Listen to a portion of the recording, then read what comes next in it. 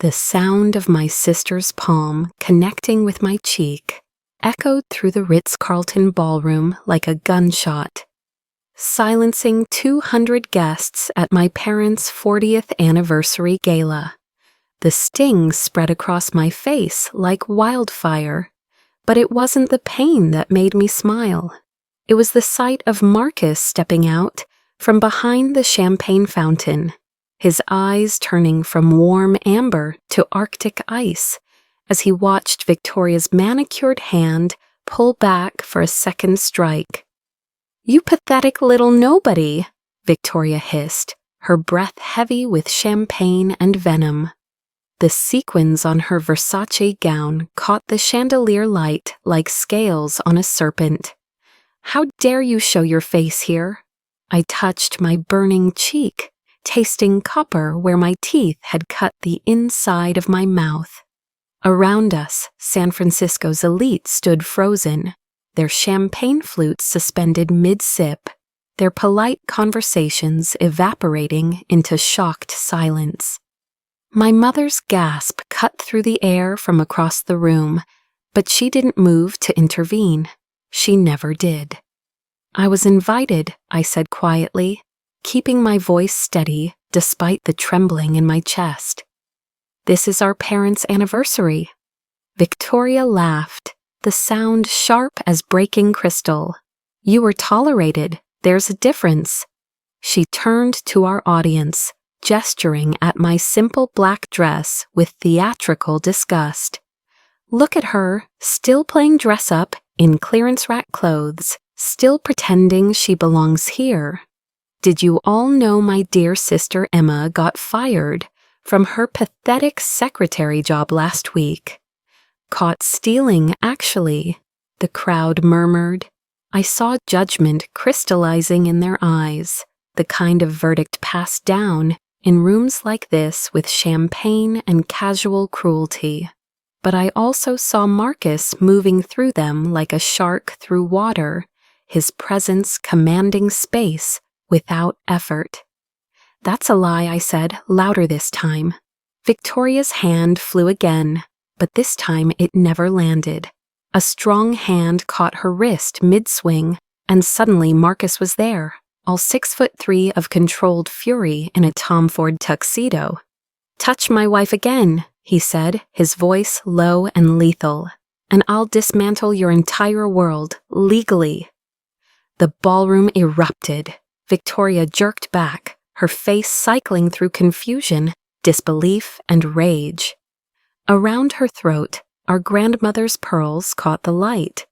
3 strands of perfectly matched South Sea pearls that should have been mine, that were mine until Victoria rewrote history. "Wife?" Victoria laughed, but it came out strained. "This nobody? She's not even wearing a ring." I looked at Marcus then, really looked at him. His jaw was granite, but his eyes, when they met mine, were soft with a question. I nodded, just barely, and watched him transform from my secret husband into the billionaire the world knew as Marcus Blackwood, CEO of Blackwood Industries, the man who'd quietly revolutionized tech infrastructure, while others chased social media fame. "Emma prefers discretion," Marcus said, his arm sliding around my waist with practiced possessiveness. "But I don't appreciate public humiliation of my family, especially not from someone who's been embezzling from Chen Imports for the past 3 years. The color drained from Victoria's face like water from a broken glass. Behind her, our father dropped his champagne flute. It shattered on the marble floor, the sound somehow louder than my sister's slap had been. 3 years ago, I discovered my sister in bed with my fiancé on what should have been my wedding weekend. But that betrayal, devastating as it was, paled compared to what came next. Victoria didn't just steal David, she rewrote our entire family history, painting me as the cheater, the liar, the ungrateful daughter who'd betrayed everyone's trust. I remembered sitting in my childhood bedroom as my mother removed my photos from the hallway gallery, her hands shaking but determined. "How could you?" she'd whispered, not looking at me. Victoria showed us the emails, the credit card statements, all those gifts you bought for other men while David was planning your future. The emails were fabricated, the statements doctored, but Victoria had always been the golden child, the Stanford MBA to my Berkeley literature degree, the daughter who expanded the family import business while I wasted time on books and art. When she spoke, our parents listened. When she lied, they believed. She took everything that night, my fiancé, my family, my inheritance, and the pearls our grandmother had pressed into my hands the day before she died.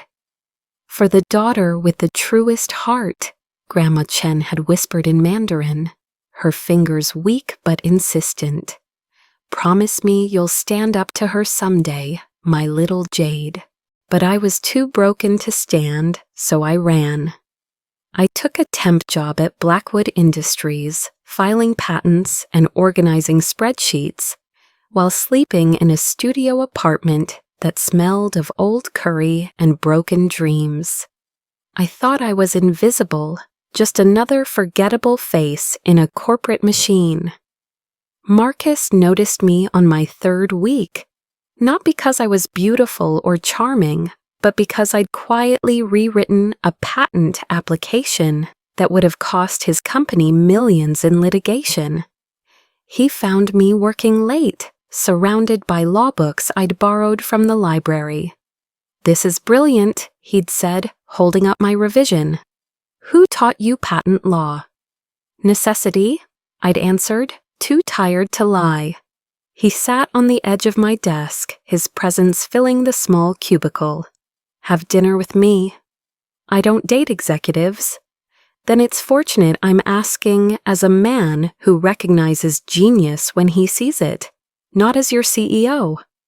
6 months later, we married in a courthouse ceremony with 2 strangers as witnesses. I wore a simple white dress and the thin gold band he'd designed with a hidden mechanism. Press it twice, and it unfolded into a constellation of diamonds. "For when you're ready to shine," he'd said. I wasn't ready then. But standing in that ballroom, watching Victoria's world begin to crack, I thought maybe it was time. The stakes were higher than anyone knew. Chen Imports was hemorrhaging money, courtesy of Victoria's embezzlement and fraudulent contracts. Our parents were 3 weeks from bankruptcy, their life's work about to be devoured by creditors. I'd spent 6 months gathering evidence, moving pieces into position, like a chess grandmaster preparing for checkmate. Tonight, Victoria had finally given me the opening I needed.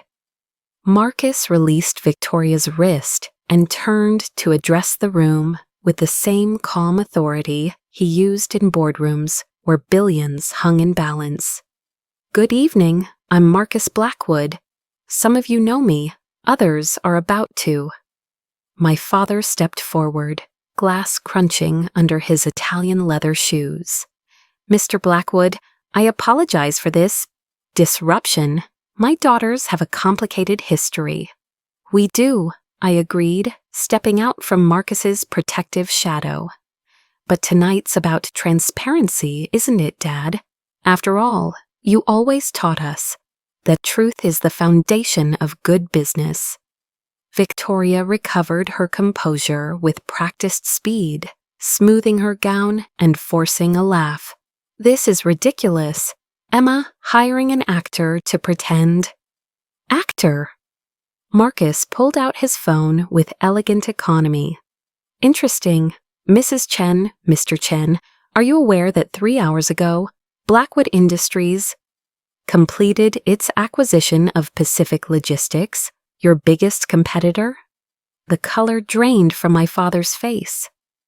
Pacific Logistics controlled 60% of the West Coast shipping routes Chen Imports depended on. Marcus now held our family business's throat in his manicured hands. That's impossible," Victoria stammered. "The deal was supposed to—" She stopped, realizing her mistake. "Supposed to close next week, after you'd finished transferring Chen Imports' assets to your shell company in the Caymans?" I pulled out my phone, fingers steady despite the adrenaline flooding my system. It's amazing what financial forensics can reveal. Every transaction, every forged signature, every dollar you stole while our parents trusted you. I pressed my wedding band twice, and it bloomed into its full glory. A 3-carat cushion cut surrounded by stars of smaller diamonds.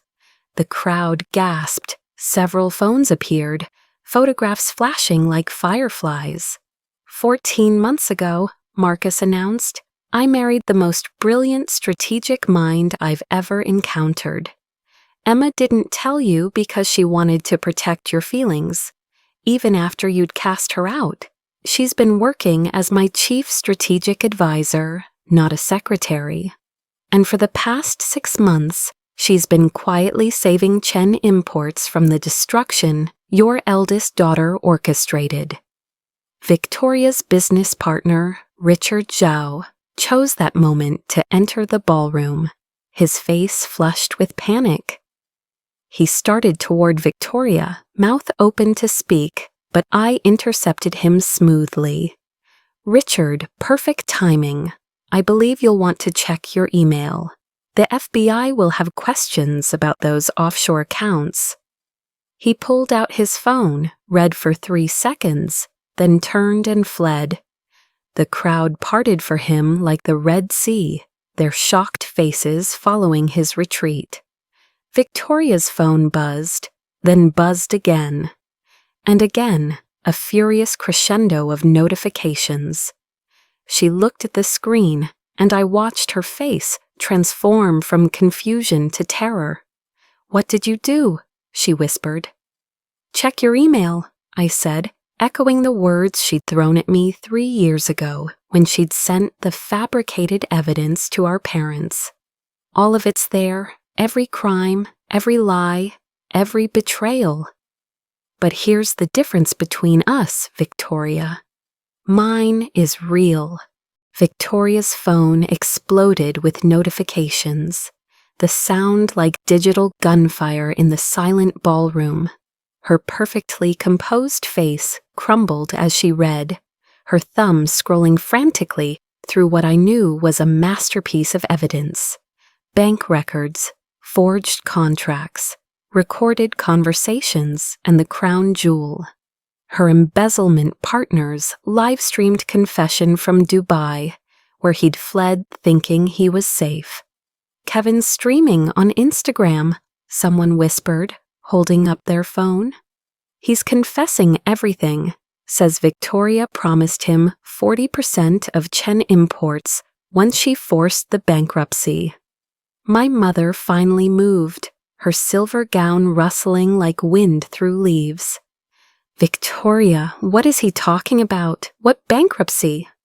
"It's lies," Victoria said, but her voice cracked. "Emma's jealous. She's always been jealous. She fabricated all of this because I'm what, exactly?" I stepped forward, feeling the weight of 3 years of silence lifting from my shoulders. "Because I'm the daughter you discarded, the sister you framed? Or because I'm the only person in this room who actually knows what you've done?" I turned to our parents, seeing them clearly for the first time in years. My father looked older, gray threading through hair that had been black at their 37th anniversary. My mother's hands trembled, her wedding ring catching the light. A simple band, nothing like the ostentatious diamonds Victoria wore. "Mom, Dad, Chen Imports is 3 weeks from bankruptcy. Victoria's been siphoning money for 36 months, hiding it behind fraudulent vendor payments and inflated shipping costs. You're personally liable for $17 million in debts she accumulated in your name." "That's impossible," my father said, but doubt crept into his voice. "Victoria handles the finances, but I review—" "You review the documents she prepares," I corrected gently. "The real books tell a different story." Marcus signaled, and 3 people entered the ballroom. My legal team, though no one knew that yet. They wheeled in boxes of documents, the physical weight of truth. "Mr. Chen, Mrs. Chen," the lead attorney said, "I'm Sarah Martinez from Hartley & Associates. We've been retained by your daughter Emma to investigate financial irregularities at Chen Imports. What we found is extensive." Victoria's transformation was fascinating to watch. The sister who'd always performed confidence like a Broadway show suddenly couldn't find her mark. She backed away from the boxes like they contained explosives. "You can't do this," she said, focusing on me with a laser intensity. "You don't have the authority. I have power of attorney. I control—" "You had power of attorney," I corrected. "Until 17 minutes ago, when the emergency board meeting concluded. Did you think I've been idle for 6 months? Every shareholder you betrayed, every employee you were planning to fire, every vendor you cheated, they all had a vote, and they voted you out." The ballroom doors opened again. This time, FBI agents entered, their presence transforming the anniversary gala into something from a crime thriller. Special Agent Diana Foster, whom I'd been working with for months, approached with professional calm. "Ms. Victoria Chen, we need to ask you some questions about interstate wire fraud and money laundering. You're not under arrest at this moment, but I would advise you to contact your attorney." Victoria's assistant, Jennifer, started toward her boss, then stopped, confusion clear on her young face. She looked between Victoria and me, piecing together puzzles she hadn't known existed. "Wait," Jennifer said slowly. "Emma, you're not really a secretary, but I saw you. You've been at the office. You've been filing papers and answering phones." The near exposure hung in the air like a held breath. Jennifer had almost revealed my months of undercover work. The nights I'd spent in the Chen Imports office, copying files while pretending to be there for janitorial work. "I've been investigating," I said simply. "My family deserved the truth." Victoria laughed, brittle and sharp. "The truth? You want to talk about truth?" She reached for her purse, pulling out a folder with theatrical flair.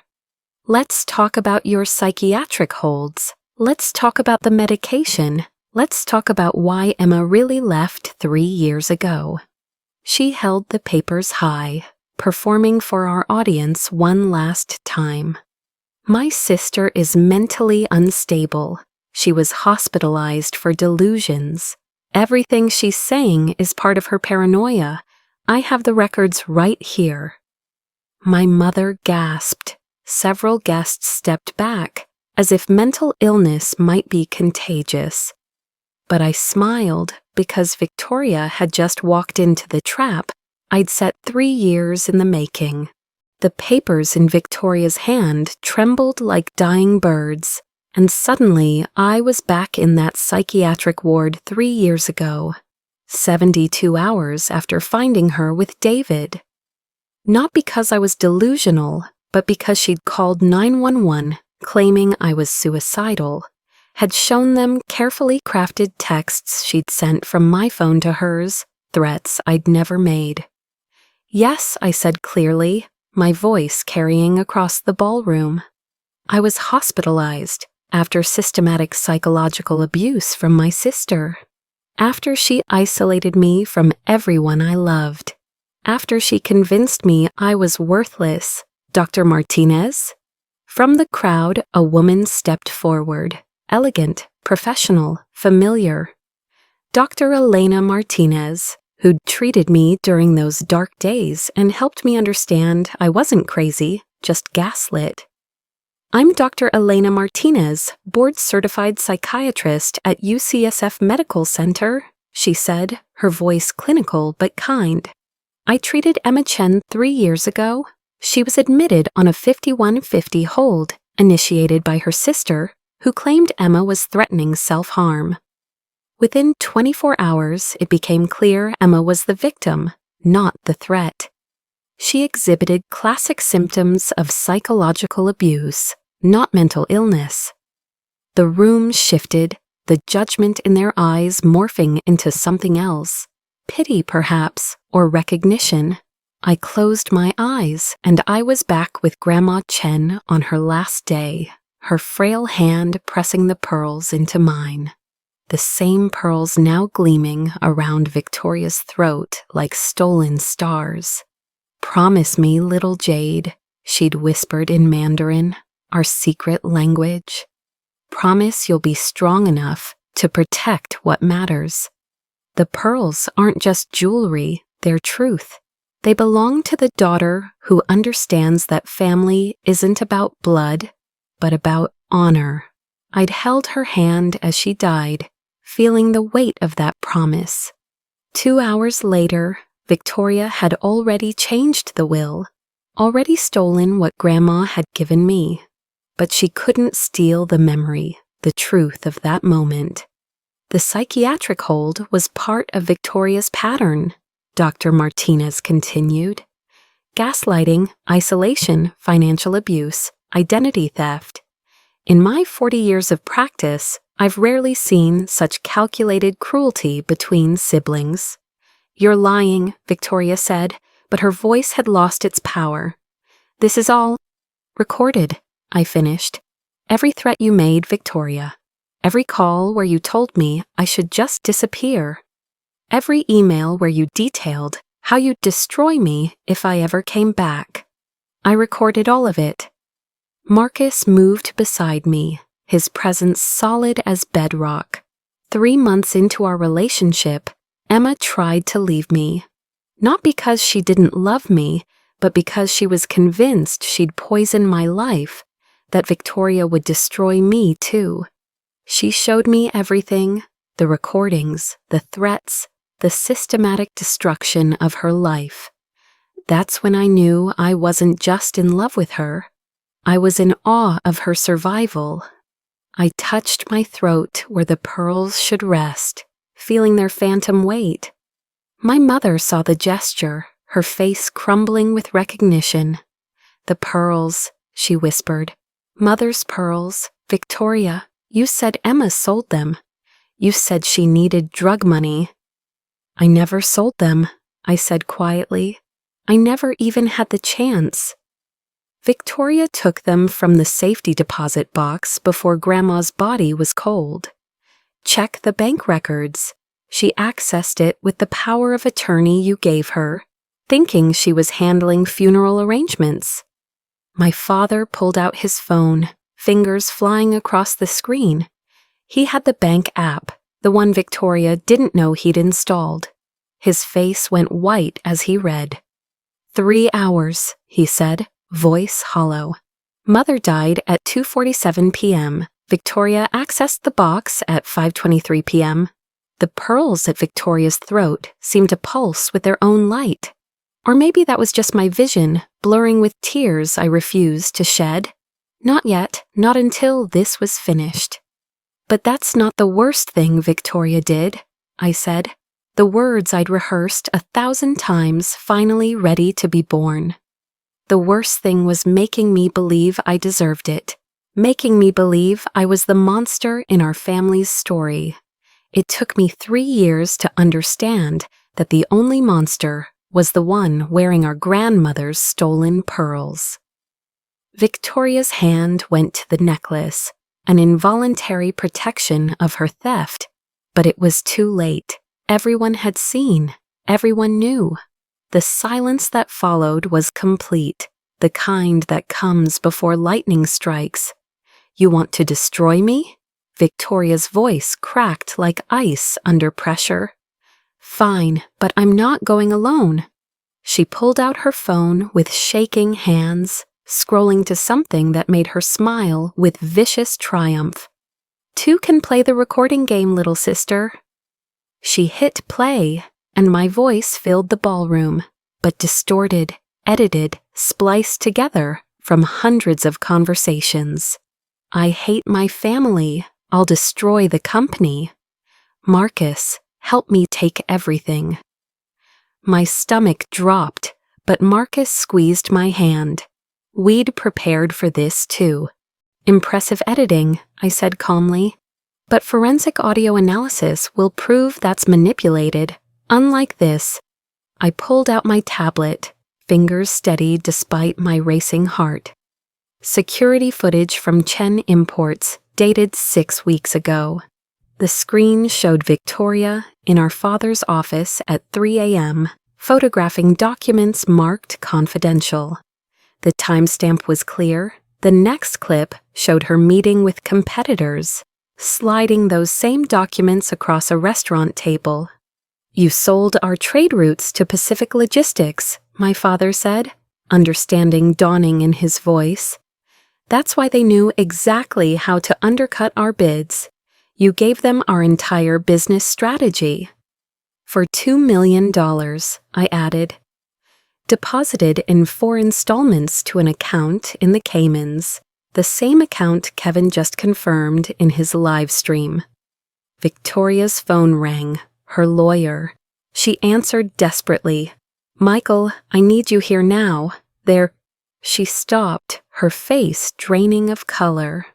"What do you mean conflict of interest? What do you mean you can't represent me?" "Michael Reeves of Reeves and Associates?" Marcus asked conversationally. "He's been Blackwood Industries' retained counsel for 7 years. Conflict of interest indeed." The trap was closing, but Victoria still had teeth. She spun toward our parents, desperation making her reckless. "They're lying. Emma's always been jealous. She seduced this billionaire to get revenge. Can't you see? She's using him." "Using me?" Marcus laughed, the sound warm and genuine. "Your sister saved my company $17 million in her first month. She identified a hostile takeover attempt I'd missed. She restructured our entire Asian supply chain. If anyone's being used, it's me, and I'm grateful for it." Agent Foster stepped forward. "Ms. Chen, we've frozen the Cayman accounts. We have warrants for your devices and documents. Interstate wire fraud carries up to 20 years. Victoria's second near-exposure moment came from an unexpected source, our mother. "Wait," Mom said suddenly, staring at me with growing recognition. "The anonymous donor, the one who paid for Dad's cancer treatment last year, the one who kept the factory workers' health insurance when we couldn't afford it, that was you." I'd been so careful routing everything through shell companies and charitable foundations. But mothers know their children, even the discarded ones. "I couldn't let Dad suffer because of Victoria's theft," I admitted. "I couldn't let innocent employees lose their health care because of our family drama." "How?" my father asked. "Where did you get that kind of money?" "She earned it," Marcus said firmly. "Every penny. Emma's strategic consulting has generated over $40 million in revenue for Blackwood Industries. She's not my secretary, she's my secret weapon." Victoria made one last desperate play. She pulled out a contract, waving it like a weapon. "I still have power of attorney. I still control Chen Imports. This is all meaningless." Sarah Martinez, my lead attorney, smiled for the first time all evening. Actually, that power of attorney was invalidated 17 minutes ago, when the emergency board meeting concluded. When 73% of shareholders voted to remove you and install Emma as interim CEO. That's impossible, Victoria screamed. I own 60% of shares. You owned 60%, I corrected. Until you illegally sold 20% to offshore entities to fund your embezzlement. Those sales violated the company charter. The shares reverted to the company treasury. I've been buying them, quietly, legally, for 6 months. The full scope of the reversal hit Victoria like a physical blow. She staggered, her hand reaching for a champagne glass on a nearby table. She gripped it like a weapon, raising it high. You self-righteous bitch, she snarled. You think you've won? The champagne glass in Victoria's hand caught the light like a prism, fracturing the chandelier's glow into rainbow shards. For a moment, time crystallized, my sister poised to strike. Our parents frozen in horror, 200 of San Francisco's elite, holding their collective breath. Go ahead, I said softly. Assault me in front of FBI agents. Add another charge to your collection. Victoria's hand trembled. The champagne inside the glass created tiny tsunamis, golden waves that matched the tremor in her voice. You planned all of this, every detail, every moment. No, I admitted. I planned for you to embezzle. I planned for you to betray our parents' trust. I planned for you to sell company secrets, but I never planned for this. I gestured to the glittering crowd, the FBI agents, the boxes of evidence. This was your choice, Victoria. You could have just let me attend our parents' anniversary. But you had to slap me. You had to humiliate me. You had to perform your cruelty one more time. Dr. Martinez stepped forward, her presence calm and clinical. This is what we call narcissistic collapse, when the false self can no longer be maintained, when the mirrors stop reflecting what they need to see. Shut up, Victoria screamed at her. You don't know anything about me. I know you've been in therapy with Dr. Richard Steinberg for 2 years, Dr. Martinez said evenly. I know because he consulted with me about your case. Professional consultation is legal, Ms. Chen. Your patterns of manipulation, your pathological need for control, your inability to process shame, it's all documented. Marcus's legal team had been busy while we talked. They'd set up laptops on the gift table, transforming it into a makeshift command center. Documents appeared on screens, contracts, bank statements, emails, the digital entrails of Victoria's crimes. Mr. and Mrs. Chen, Sarah Martinez addressed my parents formally. As Emma is now the majority shareholder and interim CEO of Chen Imports, she has a proposal for you. I walked to the laptops, my heels clicking against marble like a countdown. Each screen showed a different aspect of the salvation I'd architected. Mom, Dad, Chen Imports is salvageable, but only if we act tonight. Marcus's acquisition of Pacific Logistics wasn't to destroy us. It was to save us.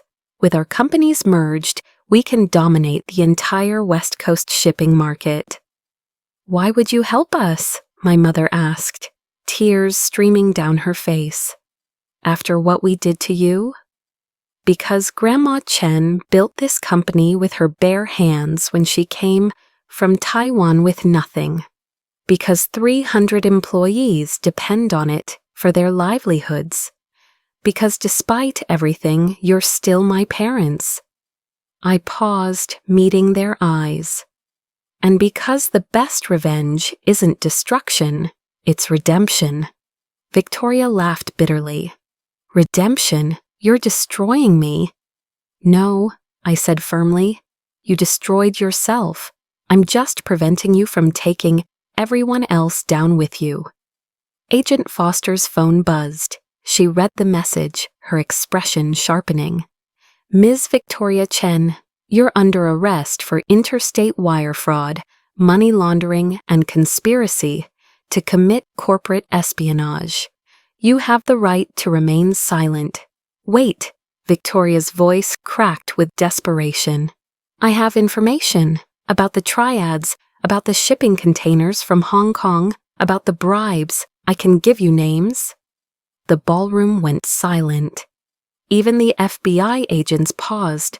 My father's face went ashen. What bribes? He whispered.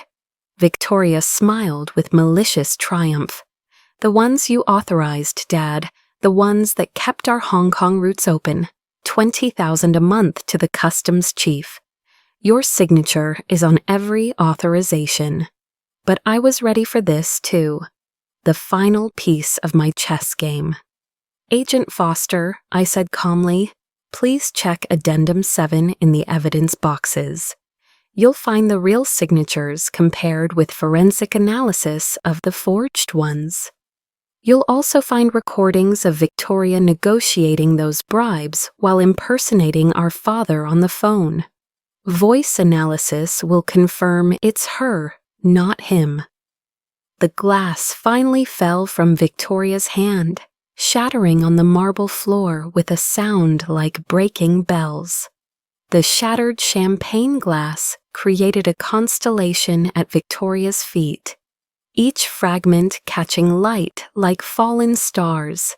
She stood in the center of the destruction, designer gown glittering, grandmother's pearls gleaming, looking every inch the successful executive she'd pretended to be. But empires built on lies collapse quickly when truth arrives. You recorded me? Her voice was small, defeated. For how long? 3 years, 2 months, and 16 days, I said precisely. Every call, every threat, every crime. Did you really think I spent 3 years being a victim? I spent 3 years being a student, studying you, learning your patterns, waiting. Marcus pulled up something on his phone, projecting it onto the ballroom's presentation screen. This is interesting, Victoria. You've been having an affair with Kevin Huang for 2 years. Your embezzlement partner, the one currently live-streaming his confession from Dubai. On the screen, Kevin's panicked face appeared. He was in what looked like a hotel room, sweat beading on his forehead. I'm sorry, Victoria, he was saying. They froze everything. They know about Singapore, about the art purchases, about your husband's forged signatures. I'm cooperating fully. It's over. Victoria's husband, silent until now, stepped forward. Forged signatures? Daniel's voice was deadly quiet. Victoria, what did you do? She took out $3 million in loans using your assets as collateral, I informed him. Check your mortgage documents, your house, your cars, your investment portfolio. She leveraged everything. The beauty of the reversal was its completeness. Every escape route Victoria might have taken, I'd already closed. Every ally she might have called, I'd already turned. Every lie she might have told, I'd already exposed. But here's what's going to happen, I announced, addressing the room but watching my sister. Victoria is going to confess, fully, completely. She's going to return every penny she stole. She's going to cooperate with authorities. And in exchange, I'm going to ensure she gets minimum security instead of federal prison. That she gets counseling instead of just punishment. Why? Victoria asked, genuine confusion in her voice. Why would you help me? Because you're sick, I said simply. And because Grandma Chen would want me to show mercy, even to someone who showed me none. My hand went to my throat again, the ghost of pearls persistent. My mother noticed, understanding dawning. The pearls, she said to Victoria. Take them off. They're mine, Victoria said automatically. Grandma gave them. Stop, My father's voice cut through her lie like a blade. Just stop. We know Emma was with Mother when she died. We know you took them. Take them off. Victoria's hands went to the clasp, but she couldn't work it. Her fingers shook too badly. In the end, it was my mother who stepped forward, who undid the clasp with gentle efficiency. "I'm sorry," Mom whispered to me. "We failed you. We chose the easy lie over the hard truth." The pearls pooled in her palms like captured moonlight. She held them out to me, but I shook my head. "When you're ready to give them to the right daughter for the right reasons, I'll accept them, not before." Agent Foster stepped forward with handcuffs. "Ms. Chen, please turn around." But Victoria had one more card to play. If I go down, the company goes down. I'm the only one who knows all the accounts, all the passwords, all the contracts. Without me, Chen Imports dies tomorrow. This was it, the moment I'd been building toward for 6 months. "Actually," I said, pulling out a thick folder, "I've documented everything, every account, every system, every process. I've been shadowing you for months, Victoria, learning the business you tried to destroy. Chen Imports will survive. It will thrive without you." Marcus stepped forward, addressing my parents. "Mr. and Mrs. Chen, the merger proposal is real. Chen Imports and Pacific Logistics united under Emma's leadership. She's already negotiated with your creditors. She's already secured financing. All we need is your consent." My father looked at me, really looked at me for the first time in 3 years. "You did all this while we shunned you?" "I did it because it was right," I said. "And because I learned something important. The opposite of love isn't hate, it's indifference. And despite everything, I could never be indifferent to my family." Victoria made a sound, half laugh, half sob. "You sanctimonious." She lunged at me, but the FBI agents were ready. They caught her easily, professionally, without violence. As they led her away, she turned back one last time. "I hate you," she spat. "I know," I said sadly. "You always have. I just wish I'd understood why." Dr. Martinez approached as the agents escorted Victoria out. "She'll need years of therapy, but there's hope. There's always hope." The ballroom erupted in chaos, conversations, phone calls, the sound of a scandal being processed in real time. But I only had eyes for my parents, standing lost in the wreckage of their illusions. "Can you forgive us?" my mother asked. "Forgiveness isn't a gift," I said. "It's a process. But we can start." The next morning, the San Francisco Chronicle ran the headline, "Tech Billionaire's Secret Marriage Revealed in Corporate Espionage Scandal." By noon, it had gone national. By evening, international. The Chen family scandal became water cooler conversation from Silicon Valley to Wall Street. But in my parents' living room, the world felt small and quiet. We sat where we'd once opened Christmas presents, where Victoria had blown out birthday candles, where our family had slowly fractured along invisible fault lines. "She was always jealous," my mother said quietly, staring at a family photo from happier times. "Even as a child, you were so easy to love, Emma. You laughed at everything, found joy in small things.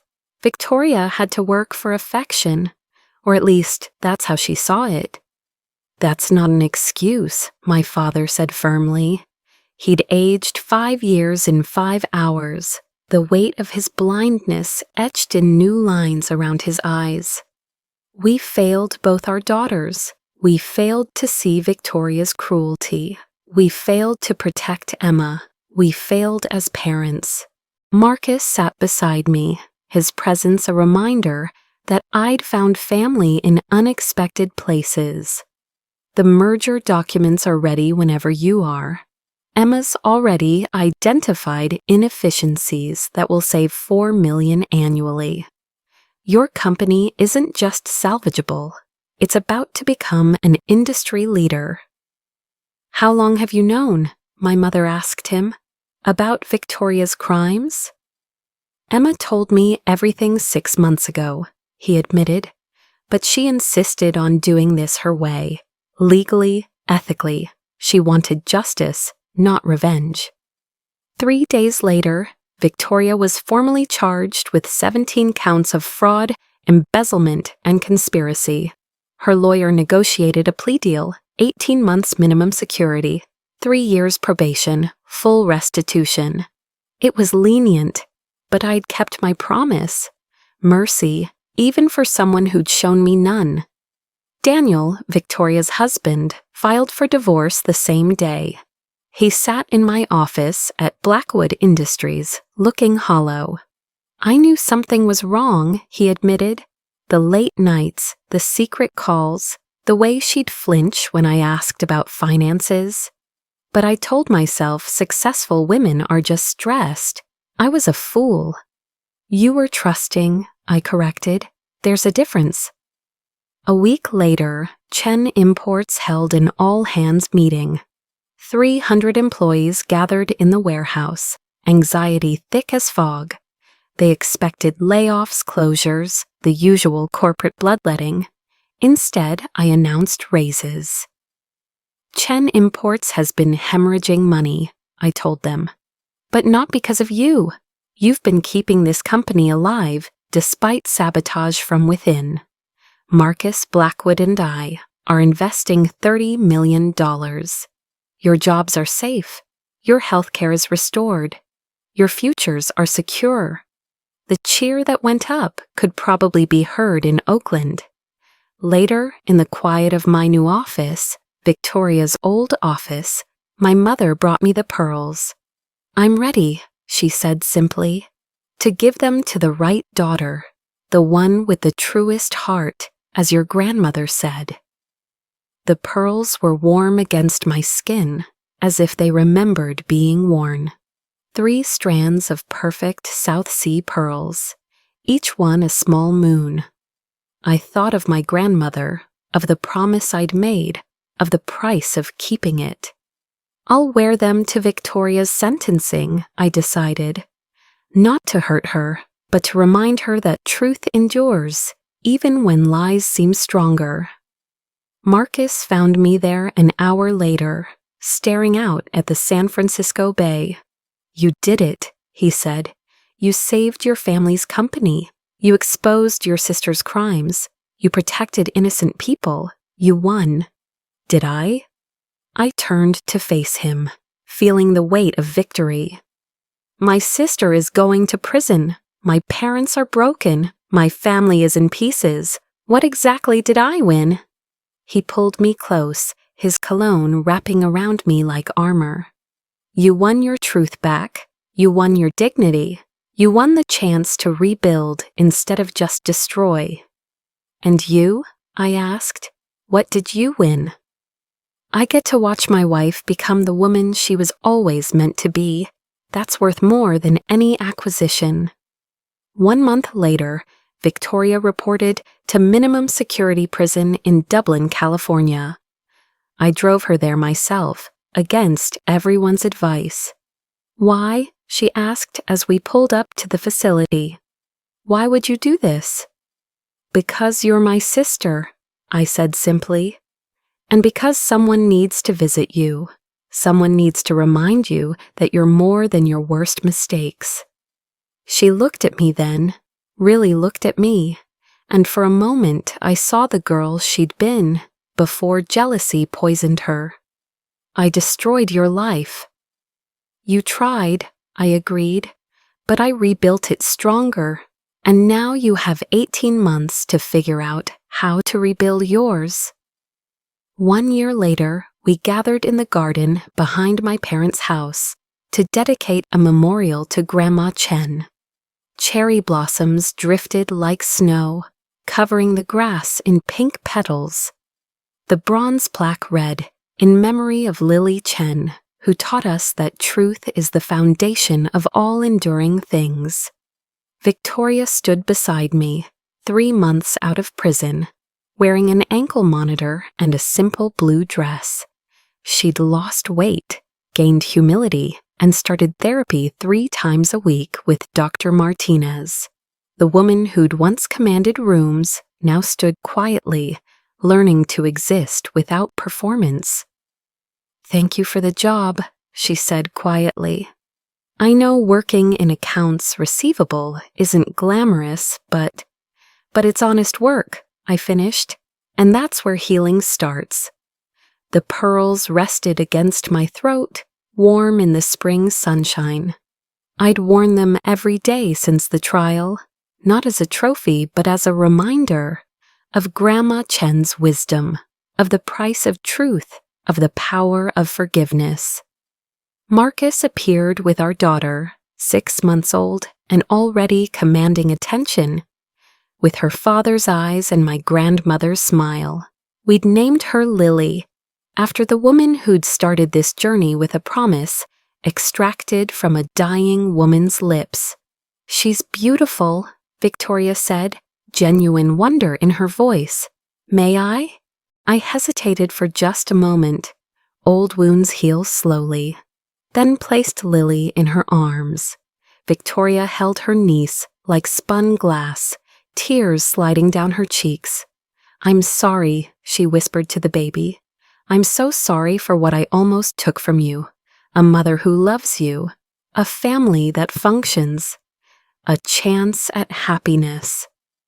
My parents watched from the porch, aged but healing. They'd started therapy too, working through decades of enabling and blindness.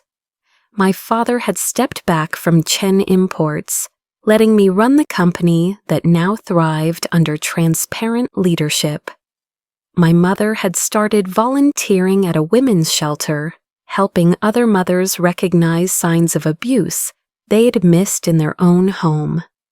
"The merger was finalized yesterday," Marcus announced to the gathering. "Chen Blackwood Logistics is officially the largest shipping company on the West Coast."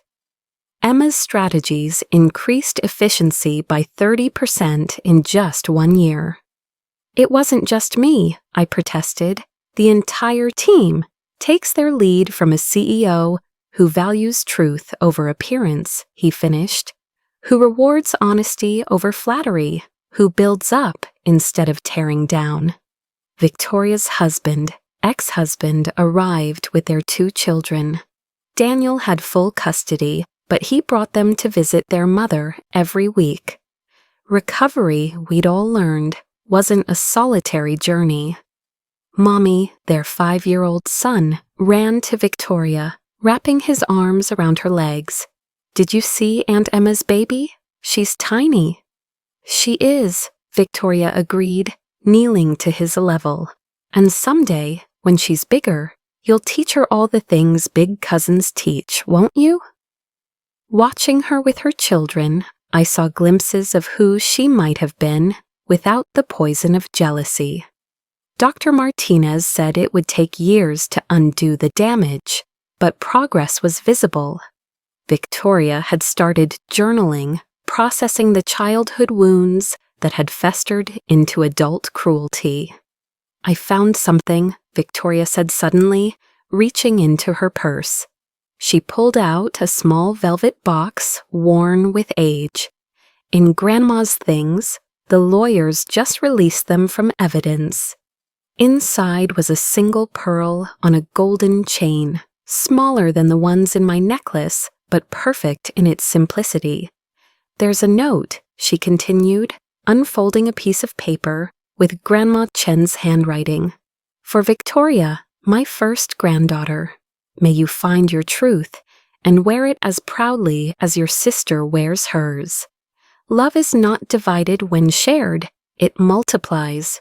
Remember this." Victoria's hands shook as she lifted the pearl. She loved me too. She saw me too. I couldn't see it. I was so focused on what Emma had that I couldn't see what I had. Put it on, I urged gently. She did, the single pearl resting against her collarbone like a promise. We stood there, two sisters wearing our grandmother's pearls, finally understanding that love had never been a competition. The dedication ceremony was simple. My father read a poem in Mandarin. My mother sang a lullaby Grandma Chen had sung to us. Marcus held Lily, who gurgled at the cherry blossoms. And Victoria and I stood together, no longer enemies, but not quite friends. Something more complicated and more honest. "I'll never be the sister you deserved," Victoria said quietly. "No," I agreed, "but you can be the sister you choose to be now. That's all any of us can be, who we choose to be now." As the sun set over San Francisco Bay, painting the sky in shades of pearl and gold, I touched the necklace at my throat and smiled. Grandma Chen had been right about so many things, but especially this. Truth does prevail, but only when you're brave enough to speak it, strong enough to defend it, and wise enough to temper it with mercy. The slap that had echoed through the Ritz-Carlton ballroom had freed us all, from lies, from performance, from the prison of pretense. Sometimes the greatest revenge isn't revenge at all. Sometimes it's showing someone what they lost, then helping them find their way back to deserving it. "Ready to go home?" Marcus asked, Lily sleeping in his arms. I looked at my family, imperfect, scarred, but healing, and nodded. "We're already there." The pearls caught the last light of day, 3 strands of truth against my skin, warm as forgiveness, bright as the future we were finally free to build. As the last light faded over San Francisco Bay, the pearls at my throat felt less like jewelry and more like a promise kept. This wasn't just a story about a slap in a ballroom. It was about reclaiming truth, dismantling lies, and finding strength in the most unexpected places. If you've ever been underestimated, cast aside, or told you didn't belong, you know how powerful it feels to rise with quiet, unshakable grace. That's why I share stories like this every week here on Refined Revenge. Tales where dignity is the sharpest weapon, and justice is served without losing your soul. Subscribe and join me for the next chapter. Because sometimes the best revenge is everything you become afterward.